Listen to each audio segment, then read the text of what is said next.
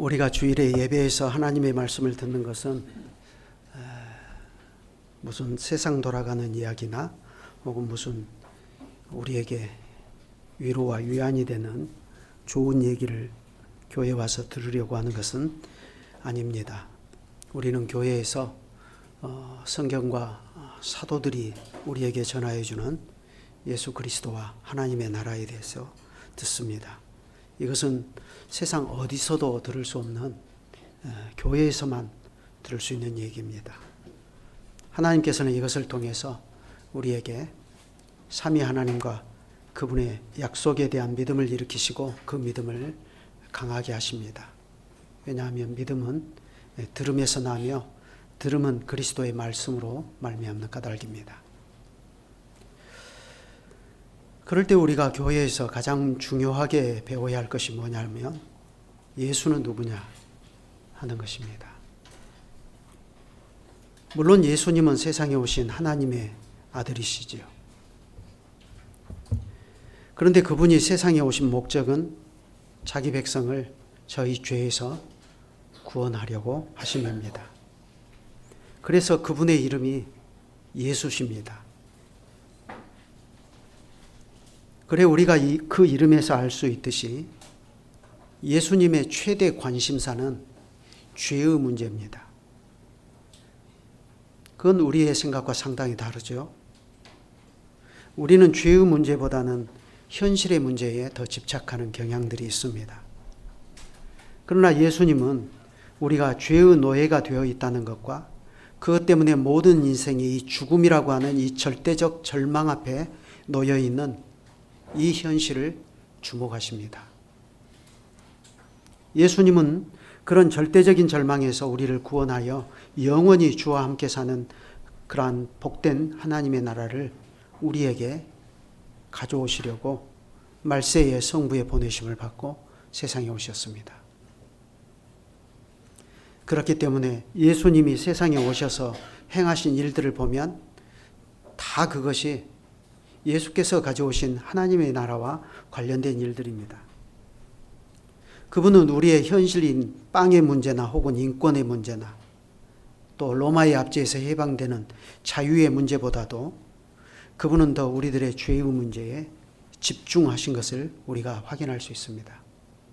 예를 들어 중풍병자를 고쳐주신 일을 보십시오. 얼핏 보면 예수님이 이 사람의 몸에 생긴 질병을 고쳐주신 것처럼 보이지만 그러나 사실 예수님께서는 이 사람의 죄를 사해 주셨습니다. 죄가 근원적인 것이니까요. 그만큼 예수님께는 죄의 문제가 큰 것이고 바로 이 죄와 사망 그리고 그 뒤에 가만히 숨어서 자신의 존재를 감추고 있는 악의 세력인 이 마귀의 국권 조직, 예수님께서는 바로 그것을 매의 눈으로 보셨습니다. 예수님은 거기에서 자기 백성을 풀어 자유케 하시려고 이제부터는 하나님께 속하여 하나님을 섬기는 거룩한 나라로 우리를 거기서 풀어서 들어오게 하시려고 주님은 세상에 오셨고 특별히 예수라는 이름을 가지고 세상에 오셨습니다. 그런데 예수님께는 또 다른 이름이 있죠. 그게 뭡니까? 임마누엘입니다. 그 뜻은 하나님이 자기 백성과 함께 계시다 하는 뜻입니다. 오늘 오전에 은호 아기의 유아세를 통해서 하나님이 약속하신 것입니다. 하나님의 성령께서 이 아이 안에 내주하실 것을 약속하셨습니다. 그게 임마누엘입니다. 그러면 여러분 이 지점에서 우리가 한번 생각을 해보십시다. 우리는 예수님의 또 다른 이름인 이 임마누엘과 오늘 내가 무슨 상관이라고 생각하십니까? 솔직히 그렇지 않습니까? 예수님의 이름이 임마누엘이라고 하는 것이 오늘 나에게 무슨 상관이지? 오늘 저는 이 설교를 듣고서 우리 교회 청소년들과 어린이들이 예수님의 이름인 임마누엘과 자기 자신이 어떤 관계인지 그 임마누엘이 자기에게 무슨 의미인지를 분명히 깨달을 수 있기를 바랍니다.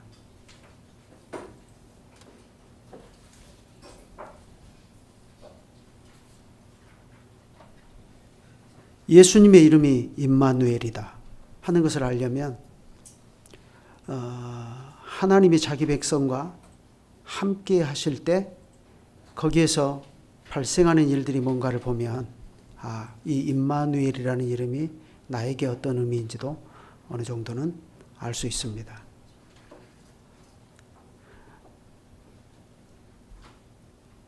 그런데 예수님이 임마누엘의 이름으로 오셔서 행하신 일들이 오늘 나에게서 하나도 발생하고 있지 않다. 아무리 생각해 봐도 이건 나하고 거리가 먼 얘기인데 그렇게 생각이 들면 미안하지만 그건 예수님의 이름인 임마누엘과 내가 아직 상관이 없는 겁니다. 여러분 성경에 보면 하나님께서 자기 백성과 함께 하시면 거기서 무슨 일이 발생하죠? 모세 시대를 한번 생각해 보시기 바랍니다. 하나님께서 모세의 인격과 사역 속에서 자기 백성과 함께 하셨습니다. 그러자 무슨 일이 발생했죠? 출애굽이 발생했습니다. 그때 하나님께서는 이집트라는 눈에 보이는 거대한 제국만 무너뜨리신 것이 아니라 애굽의 신들을 징벌하셨습니다. 모세가 그랬죠. 여호와께서 그들의 신들에게도 벌을 주셨더라. 민수기 33장 4절입니다. 그렇게 해서 이스라엘 백성은 단지 눈에 보이는 애굽이라는 거대한 나라에서만 해방된 게 아니라 애굽의 신들에게서 해방되었습니다. 그게 10가지 재앙을 통해서 나타났는데 그 10가지 재앙 중에서 특별한 것이 뭐가 있죠? 유월절, 마지막 10번째입니다. 하나님께서는 어린 양의 피를 보시고 이스라엘 백성의 문설주와 그 집의 담을 그냥 넘어가셨습니다. 패스하셨어요. 그래 이 유월절이 중요하게 가르치는 것이 있죠. 뭡니까? 이스라엘 백성도 본래는 애굽 사람처럼 똑같이 하나님의 재앙과 심판으로 죽어 마땅한 죄인들이라는 겁니다. 그런데 하나님께서 그 죄인들을 유월절 피를 보시고 넘어가셨어요. 그러니 출애굽한 이스라엘은 자랑할 것 하나도 없습니다. 우리가 하나님의 선민이기 때문에 하나님께서 우리는 살려주시고 애굽은 죽이셨다? 아닙니다.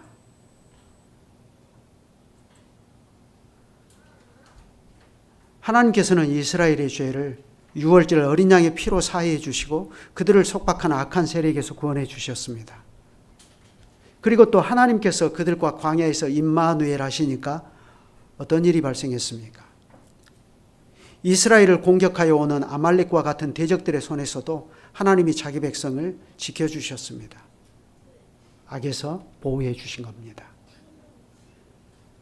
설령 그것이 보호하지 않는 것처럼 보인다 할지라도 사실은 그 모든 것이 합력하여서 이스라엘의 구원을 이루도록 해 주셨습니다. 어디 그뿐입니까? 하나님이 자기 백성과 함께 하시니까 시내산에서 무슨 일이 있었죠?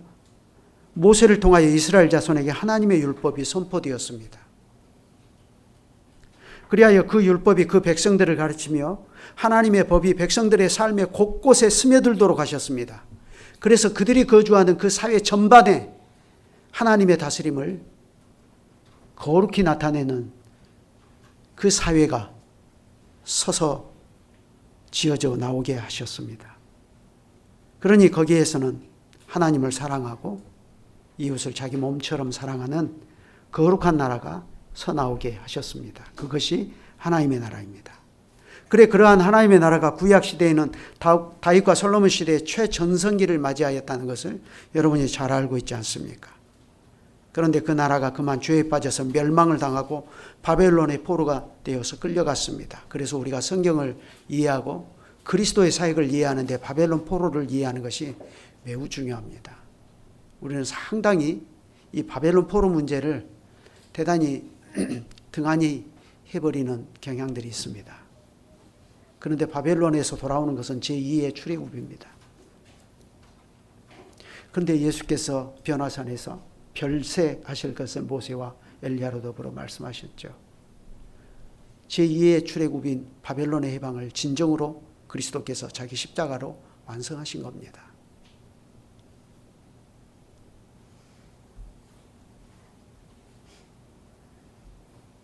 그래, 하나님께서는 바벨론에서 남은 자들이 돌아오게 하시고 이스라엘을 회복시켜 주셨는데 그게 바로 예수께서 오셔서 세우신 하나님 나라입니다. 그러니 예수 믿고 죄사함 받았다 하는 사람은 다 이 나라에 들어와서 어떻게 됩니까? 하나님의 말씀을 배우고 주님께서 새 계명으로 우리에게 가르쳐 주신 그 명령들을 다 지키면서 살아갑니다. 그러면 이 새 계명이 뭐죠? 하나님의 아들 예수 그리스도를 믿는 것과 형제가 서로 사랑하는 것입니다. 하나님께서는 이러한 세계가 교회라고 하는 이 지상의 현실에서 구현되게 하셨어요. 바로 이것이 임마누엘, 곧 하나님이 자기 백성과 함께 하실 때 발생하는 일들입니다.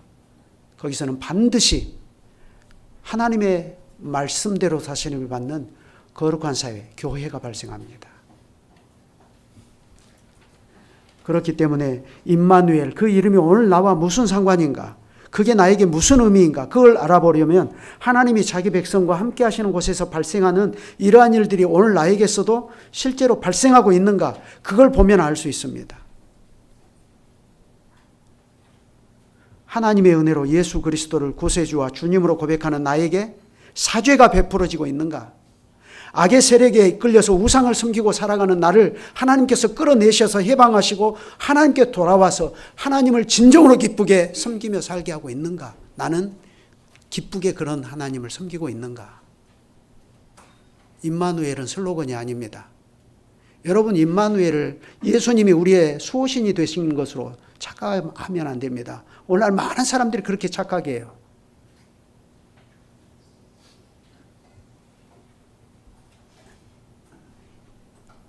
여러분, 하나님의 임마누엘이 나를 통해서 이루어지면 어떻게 되죠? 세상의 공격과 악의 세력으로부터 내가 보호를 받습니다.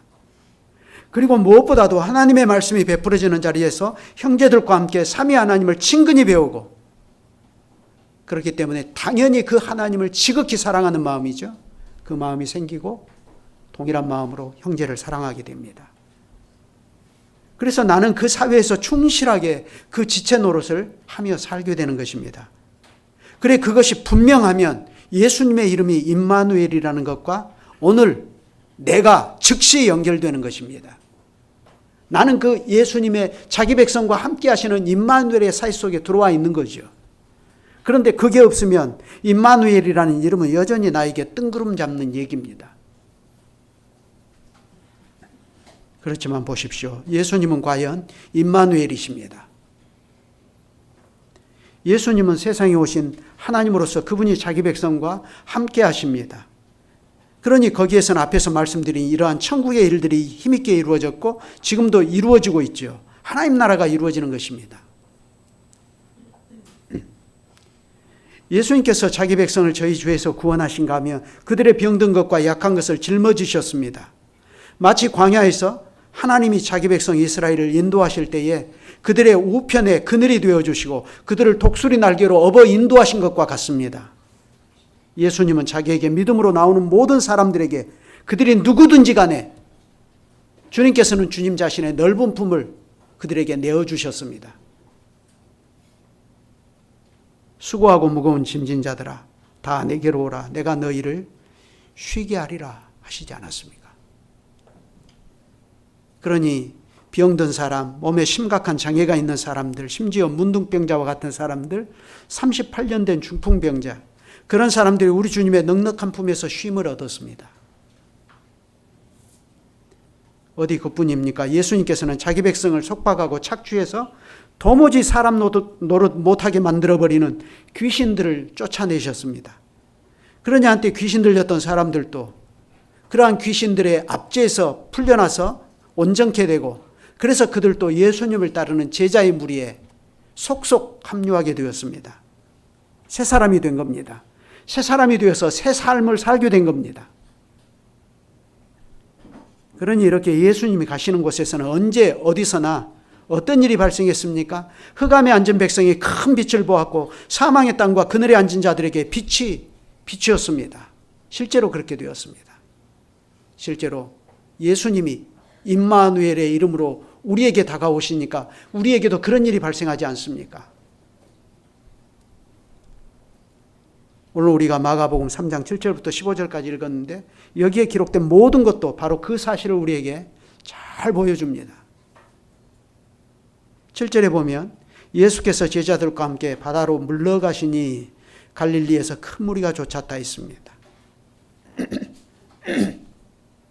여기에 이 물러가셨다 하는 이 표현은 무슨 뜻이겠습니까? 왜 물러가셨다고 표현을 하셨을까요? 바로 앞에 6절을 보면 알 수 있습니다. 그 앞에는 예수님과 바리새인들 사이에 발생한 5개의 논쟁이 있다겠죠.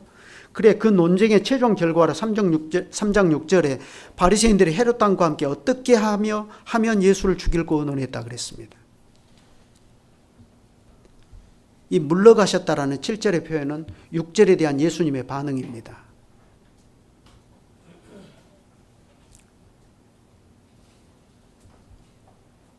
여러분, 세상은 항상 그렇습니다.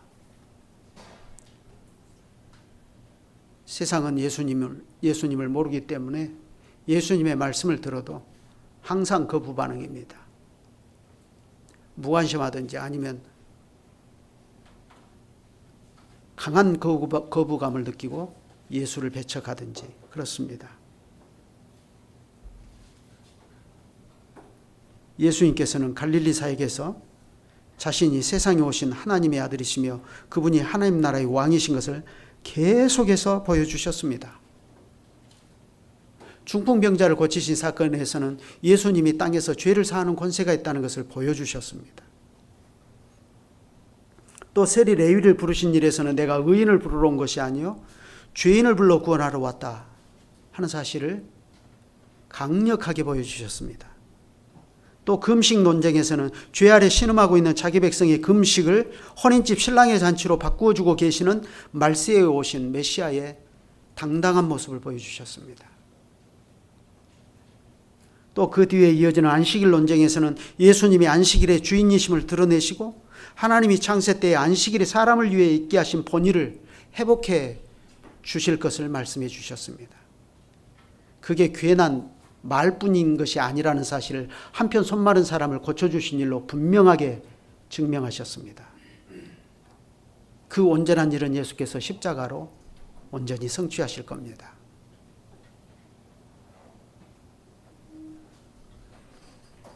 예수님께서 이러한 일들을 계속하신 것은 사람들에게 예수가 누구인가를 보여주고 자신을 믿고 하나님 나라에 들어오라는 강력한 부르심입니다. 그러니 사람은 이러한 예수님을 믿어야 할 것이고 믿어서 구원을 받고 참된 안식에 들어가기를 소망해야 할 것입니다. 그런데 이게 말같이 그렇게 쉽지 않습니다. 우리가 복음을 전하면 사람들이 쉽게 믿을 것 같죠? 안 그렇습니다. 우리가 하나님의 말씀이 바르게 전해지는 교회를 바르게 이루고 있으면 교회가 금방 외형적으로 많이 사람들이 불어나고 그럴 것 같아요?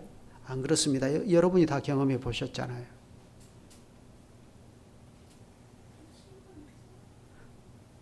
사람이 복음을 믿어서 하나님 나라에 들어오는 일은 아무것도 없는 중에서 오직 권능의 말씀으로 천지를 창조하신 하나님께 속한 일입니다. 우리는 복음을 순종하여 순수하게 전하지만 그러나 그것을 믿고 구원을 얻게 하시고 사람을 그 복음으로 부르시는 분은 하나님이십니다. 그건 목사의 재주로 할 수 있는 게 아닙니다. 그런 재주 많은 목사를 생각하지 마십시오.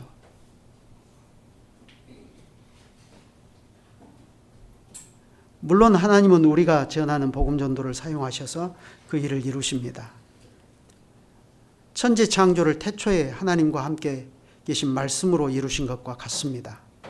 하나님께서는 지금도 사람을 살리시고 새 생명으로 거듭나게 하시는 그러한 새 창조일을 여전히 주님의 말씀을 통해서 하십니다. 그럴 때 어떤 사람에게는 그 복음이 잘 깨달아져서 믿고 즉시 하나님 나라에 들어오지만 그러나 어떤 사람들에게는 복음이 여전히 가려져 있습니다. 그래서 바울이 고린도후서 4장에서 말했잖아요. 만일 우리 복음이 가리웠으면 망하는 자들에게 가리운 것이라.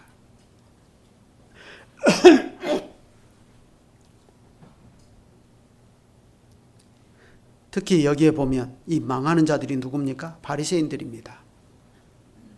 그들은 예수님께 심한 거부감을 드러내고 마침내 그들은 예수를 종교 재판에 회부하는 것만으로는 만족하지 못해서 헤롯 왕과 결탁해서 예수를 어떻게 하면 죽일까 의논했습니다. 이런 것을 보면 복음에 대한 사람들의 반응이 아주 다양하다는 것을 알 수 있습니다. 내가 복음을 바르게 전했으니까 당연히 많은 사람이 믿겠지 하고 생각하는 것은 순진한 생각입니다. 대체로 보면 그럴 때 믿는 사람은 소수이고 다수는 믿지 않고 배척합니다. 특히 그 중에서도 바리새인들이 보이는 이 태도는 대단히 나쁜 케이스입니다. 예수님을 죽이려는 음모가 벌써 그때부터 시작된 겁니다. 그러자 예수님께서는 제자들과 함께 바다로 물러가셨습니다. 바다로 물러가시니까 예수님이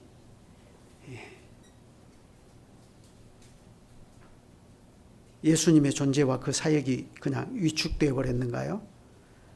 그렇지 않습니다. 그 뒤에 계속되는 말씀을 보면 갈릴리에서 큰 무리가 쫓으며 유대와 예루살렘과 이두메와 요단강 건너편과 또 두로와 시돈 근처에서 허다한 무리가 그의 하신 큰 일을 듣고 나오는지라 그랬습니다. 자, 어디에서 사람들이 많이 나왔다고 했죠? 유대와 예루살렘, 또 이두메, 요단강 건너편, 두로와 시돈 근처에서 허다한 무리가 예수님께서 하신 큰 일을 듣고 나왔다. 이렇게 말합니다. 우리는 이러한 지명들, 이스라엘의 지명에 익숙하지 않기 때문에 이게 잘 실감이 안 납니다. 물론 저 뒤에 오른편에 지명이 있지만요. 그런데 이제 이 지명들을 좀 관심 있게 지켜보면 이때 당시에 동서남북에서 많은 사람들이 예수님께 왔다는 것을 알 수 있습니다. 첫째, 갈릴리에서 왔습니다. 지금 예수님이 갈릴리 가버나움을 중심으로 사역하고 계시니까 갈릴리에서 많은 사람들이 주님께 나왔습니다. 그런데 그 다음에 보면 유대와 예루살렘, 이두메 지역에서 사람들이 많이 주님께 왔다 있습니다. 이건 갈릴리에서 저 남쪽에 거주하는 사람들을 이야기합니다. 특히 이두메는 갈릴리에서 약 190km 떨어진 곳입니다. 강남에서 대전 정도 되는 거리인가요? 그렇지 않습니까? 대전이 훨씬 멉니까? 더 멀어요? 차 타고 2시간 가야 되니까 100km로, 버스 타고 2시간 가야 되니까 100km 속도로, 대충 그 정도 되죠.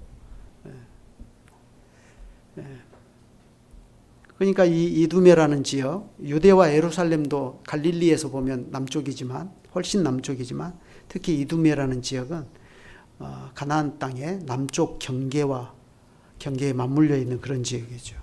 그런 먼 곳에서 사람들이 왔습니다. 지금처럼 자동차가 없는 시대니까 사람들이 어떻게 왔겠어요?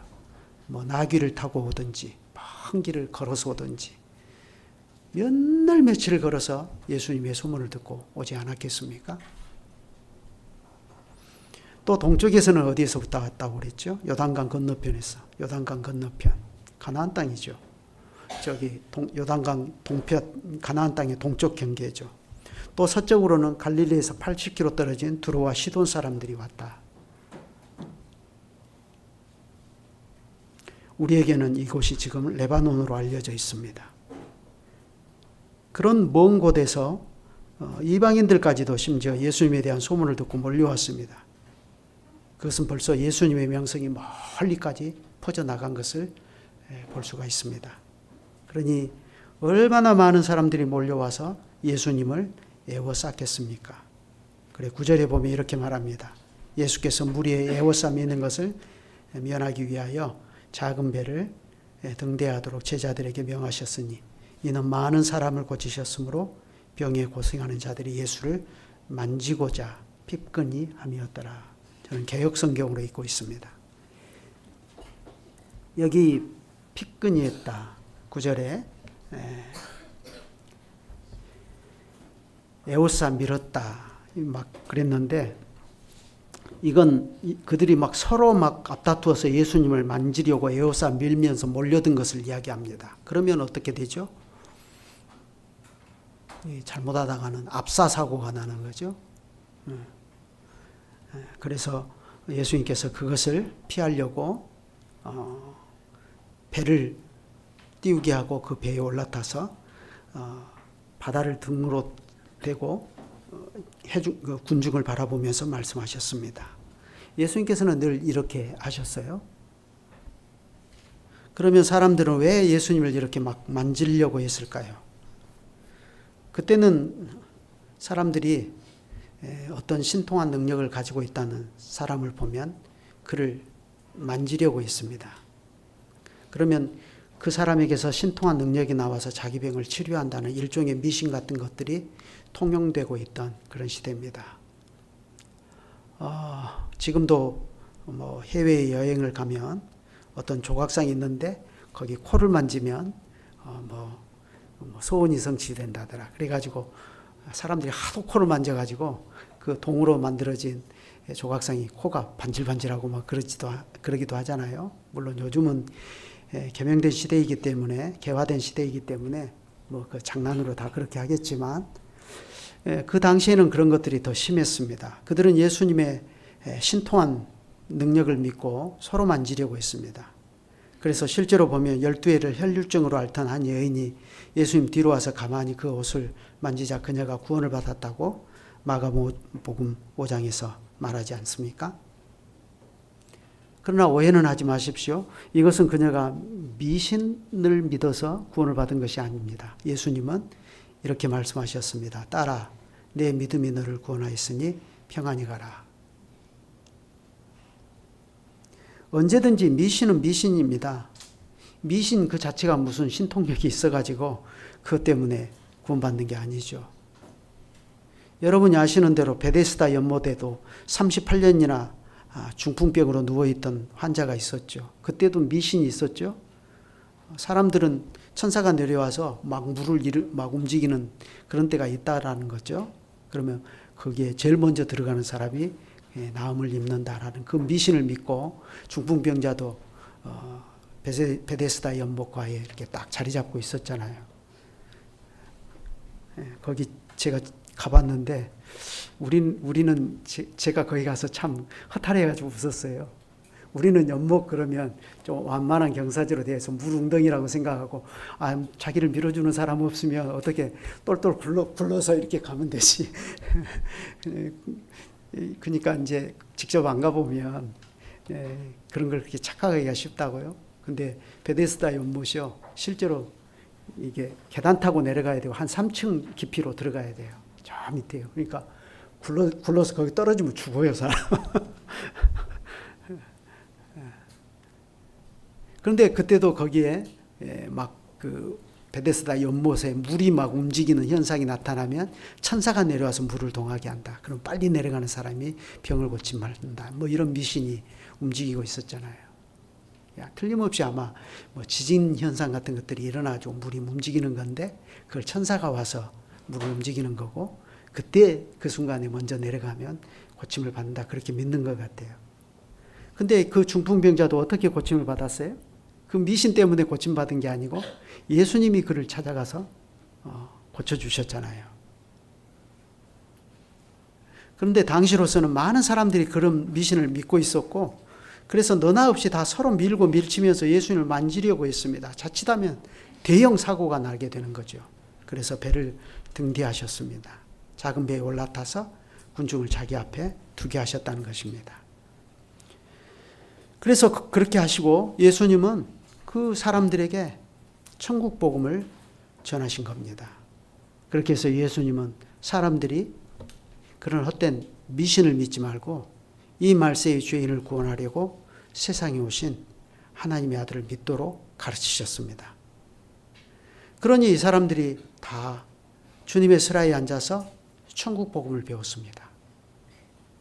마치 하나님께서 딱 신의 산에 강림하시니까 이스라엘 백성이 그 아래에 빈 둘러 앉아서 그 슬하에서 모세를 통해 하나님의 말씀을 받는 것과 같은 그 모습입니다.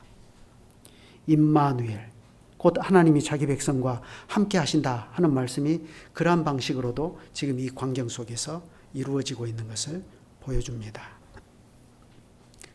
그런데 이 기가 막히게 아름다운 장면에 또 하나 우리가 주목할 장면이 있습니다. 어김없이 이때도 마귀에게 속한 귀신들의 존재가 군중 속에서 발견돼요. 그래서 11절에 그랬습니다. 더러운 귀신들도 어느 때든지 예수를 보면 그 앞에 엎드려 부르짖어 이르되 당신은 하나님의 아들이니이다 하니 예수께서 자기를 나타내지 말라고 많이 경계하시니라. 참 신기한 것은 귀신들도 예수님이 하나님의 아들이시라는 것을 알아요. 야, 참 어떻게 알았을까? 귀신들이 너무 똑똑하게 잘 안다라고 생각하면 안 돼요. 그렇지만 어쨌든 귀신들도 하나님의 아들이라는 것을 예수님을 그렇게 알았어요. 그때 귀신들이 그 보인 반응을 보세요. 그들은 즉시 주님 앞에 엎드렸습니다. 자, 엎드렸다. 이거 경배했다는 말일까요? 아닙니다. 굴복했다는 말입니다. 그들은 주님의 거역할 수 없는 권위와 권세에 굴복했습니다. 굴복하지 않고서는 건드릴 수가 없었거든요. 그래 그들은 주님께 굴복하면서 부르짖었습니다. 당신은 하나님의 아들이십니다.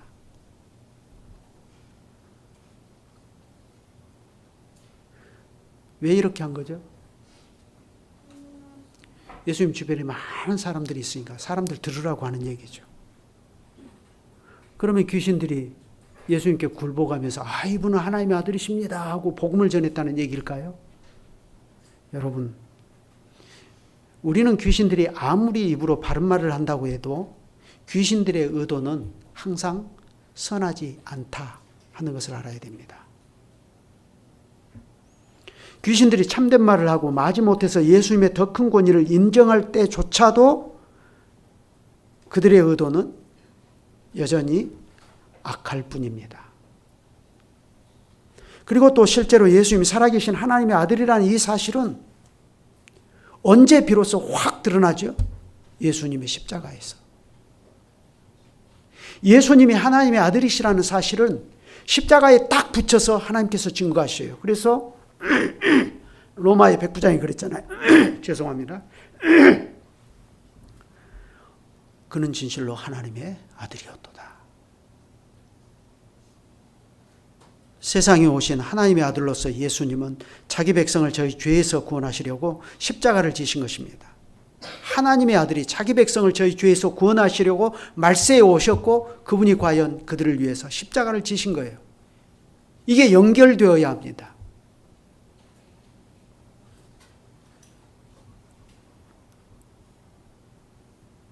그래 그것을 알고 십자가에 죽으시고 부활하신 예수, 그분을 하나님의 아들로 고백하느냐 고백하지 않느냐, 이게 복음의 핵심이 달려있는 문제 아닙니까? 그런데 이러한 일들이 하나님의 아들이신 그분의 신비가 십자가의 신비로 밝혀지기 전에는 귀신들이 예수님께 굴복하면서 부르짖기를 당신은 하나님의 아들이십니다 하고 사람들이 들리도록 말을 했다는 것은 그건 결코 선한 의도가 아니죠. 십자가와 붙어지지 않고 그것과 동떨어진 하나님의 아들의 존재는 미안하지만 반쪽짜리 복음에 불과합니다. 그건 언제든지 당신은 하나님의 아들이십니다 하고 고백하는 사람도 사탄으로 돌변할 수 있어요. 가이사랴 빌립보에서 베드로를 보면 알 수 있잖아요. 사탄아, 내 뒤로 물러가라. 너는 나를 넘어지게 하는 자로다. 그때 베드로가 주는 그리스도시요 살아계신 하나님의 아들이십니다 했잖아요. 그게 예수님께 칭찬받을 만한 믿음이지만 동시에 그 믿음으로는 부족한 겁니다. 십자가를 아직 이해 못 했으니까요. 여러분, 우리는 진정으로 십자가를 이해하고 있습니까?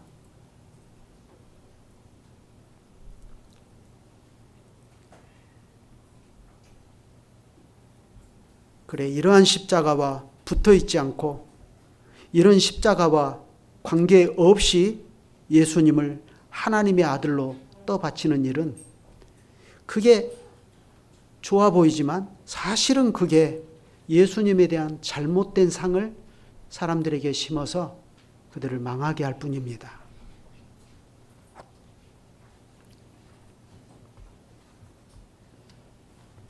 그래서 귀신들이 악한 의도로 예수님을 하나님의 아들이라고 외친 것은 아무리 좋게 평가해도 그것은 귀신의 가르침에 불과합니다.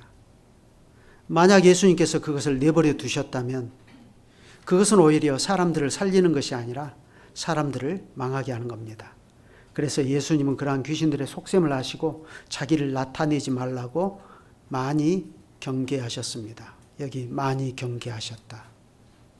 이건 좀 번역이 상당히 제가 볼 때는 좀 만족스럽지 못합니다. 엄히 명령했다 그 말입니다. 많이 경계하셨다. 그러니까 막 타이르고 어떻게 좀 그렇게 안 해줬으면 좋겠다 하고 부탁하고 그런 이미지가 아니고 엄히 명령하셨다 그 말입니다. 그런데 이 말을요, 이 엄히 명령했다. 이 말은 본래 어디에 사용되는 말이냐면 악령의 힘을 압도해버리는 하나님의 능력을 나타낼 때 사용하는 말입니다. 그러니까 이 단어가 여기에서 사용된 것은 귀신들을 꾸짖고 복종시키는 하나님의 권세 있는 명령을 잘 보여줍니다. 예수님은 귀신들이 결코 좋은 의도로 주님을 하나님의 아들로 인정하는 것이 아니라는 것을 아시고 귀신들의 입에 재갈을 물리셨어요. 그리고 그 다음 일이 무언가를 봐보십시오. 12제자를 따로 불러서 세우시는 장면입니다. 귀신들의 입에는 재갈을 물리시고 12제자를 따로 불러서 사도로 세우시고 그들에게 복음을 전파하며 귀신을 쫓아내는 권세를 주십니다. 그것은 무슨 뜻이겠습니까? 예수님은 귀신들을 통해서 주님이 전파되도록 하신 것이 아니라 바로 주님의 증인들이 이 사도들을 통해서 교회를 통해서 그리스도의 복음이 세상에 전파되도록 하실 목적이었기 때문에 귀신들의 입에는 재갈을 물리시고 제자들의 입에는 그들이 전해야 할 말과 그리고 쫓아내야 할 귀신들을 쫓아내야 할 권능을 주신 것입니다. 실제로 마가복음의 결론이 그래서 이렇게 되지 않습니까? 제자들이 나가 두루 전파할세 주께서 함께 역사하사 그 따르는 표적으로 말씀을 확실히 증거하시니라. 이게 마가복음의 결론입니다. 여기에 주께서 함께 역사하사 그랬죠? 이게 임마누엘입니다. 마태복음도 결론에서 볼지어다 내가 세상 끝날까지 너희와 항상 함께 있겠다 하시지 않았습니까? 마태복음은 예수님의 이름이 임마누엘인 것을 밝히고 바로 그 임마누엘의 성취가 세상 끝날까지 천하 만민에게 복음을 전하는 교회와 함께 실현된다는 것을 잘 보여주고 있습니다. 그래서 실제로 보면 사도행전에서 그것이 다 이루어지지 않습니까? 그래서 복음이 예루살렘과 온 유대와 사마리아와 땅끝까지 전파되는 그 모든 과정에서 우리 주님의 임마누엘이 실제로 실현되고 있지 않습니까? 주님의 이름이 임마누엘인데 그 임마누엘이 어떠한 방식으로 실현되는가? 그리고 그것은 지금도 어떻게 실현되고 있는가? 바로 교회입니다. 복음을 전하는 교회, 이 시스템을 통해서 임마누엘이 실현되고 있습니다.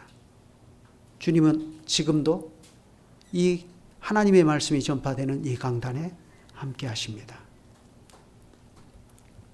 이와 같이 예수님께서는 하나님이 자기 백성과 함께 하신다 하는 임마누엘의 이름으로 오셔서 그분이 자기 백성과 함께 하시니까 그들이 죄와 사망이라는 이 절대적인 절망으로부터 구원을 받고 마귀에게 속한 귀신의 가르침을 쫓아서 우상을 섬기고 미신을 믿고 살던 데서 우리가 다 벗어나게 하셔서 하나님의 말씀을 배우고 그 말씀을 따라서 사시고 참되신 하나님을 섬기고 살아가는 거룩한 나라의 백성이 되게 하셨습니다.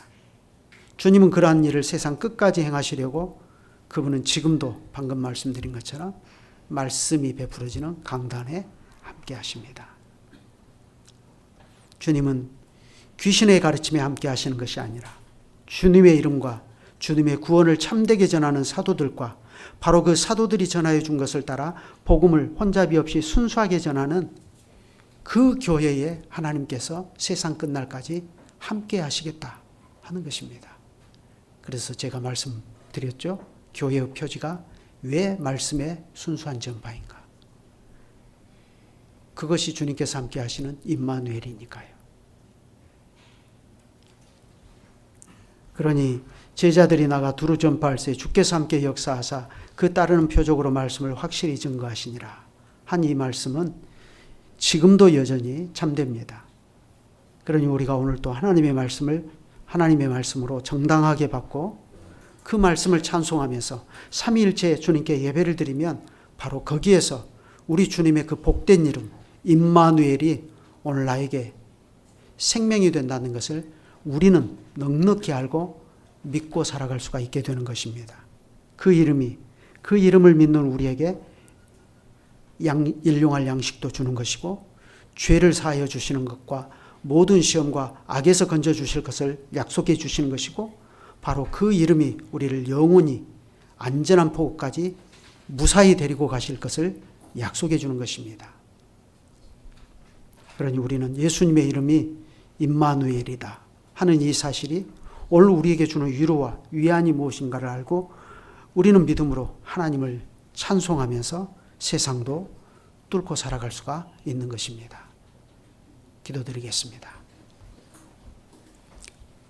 거룩하신 주님, 세상에 오신 메시아의 이름이 예수와 임마누엘이라는 것을 주님께서는 주님의 인격과 사역 안에서 다 이루어 주시고 가르쳐 주시고 특별히 십자가와 부활로 그것을 넉넉히 입증해 주시며 부활 후에는 살려주는 영이 되사 성신으로 저희 가운데 오셔서 내주하심으로 그 사실을 넉넉히 입증하여 주십니다. 그러니 주님의 임마누엘이 그리스도의 제자로 살아가는 우리 개인의 인격과 또 교회적인 행보 속에서 어떻게 이루어지는가를 저희가 똑똑히 보게 됩니다. 그러니 우리 안에 임마누엘 하신 그리스도의 안경으로 세상을 바라보며 살 수 있게 하여 주시기를 구합니다.